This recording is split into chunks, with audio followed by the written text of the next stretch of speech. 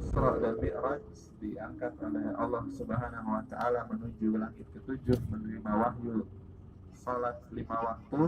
Ketika itu beliau menerima wahyu dari Makkah di Masjidil Haram, kemudian diterbangkan memakai buraq menuju Masjidil Aqsa, lalu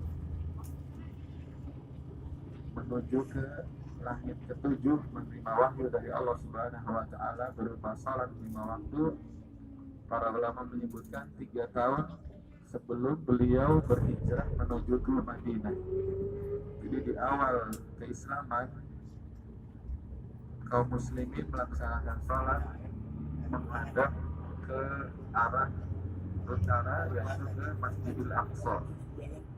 Karena kalau sekarang kita berada di Madinah, itu kiblat kita berada di selatan atau ke Masjidil Haram, sedangkan dulu berada di utara, membelakangi Masjidil Nabawi, berada di Masjidil Aqsa, yaitu di sebelah utara di belakang dari Masjid Nabawi.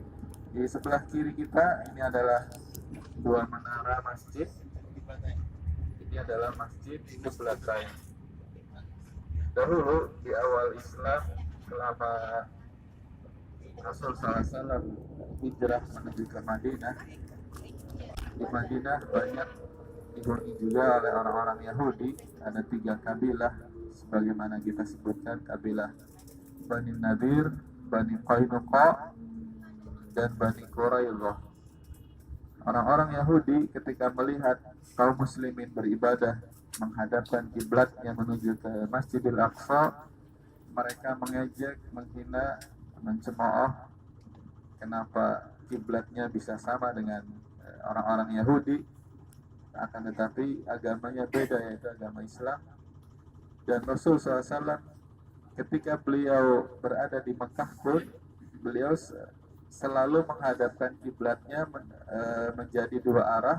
Yang pertama ke Ka'bah, yang kedua ke Masjidil Aqsa. Tapi tentunya tujuan utama kiblatnya adalah Masjidil Aqsa ketika pertama kali mendapatkan wahyu dari Allah untuk melaksanakan salat 5 waktu. Akan tetapi setelah beliau berhijrah menuju ke Madinah, tentu tidak bisa menghadapkan 2 kiblat sekaligus, berbeda seperti di Mekah. Kalau di Mekah, di Ka'bah, kita bisa menghadap ke Masjidil Aqsa sekaligus menghadap ke Ka'bah. Sedangkan di Madinah arahnya berbeda, berlawanan. Menghadapkan kiblat ke Masjidil Aqsa berarti ke utara, kalau ke Masjidil Haram ke selatan. Maka ketika itu kaum muslimin menghadapkan kiblatnya menuju ke Masjidil Aqsa, dan ada orang-orang Yahudi yang masih tinggal di Madinah ketika itu di awal beliau hijrah.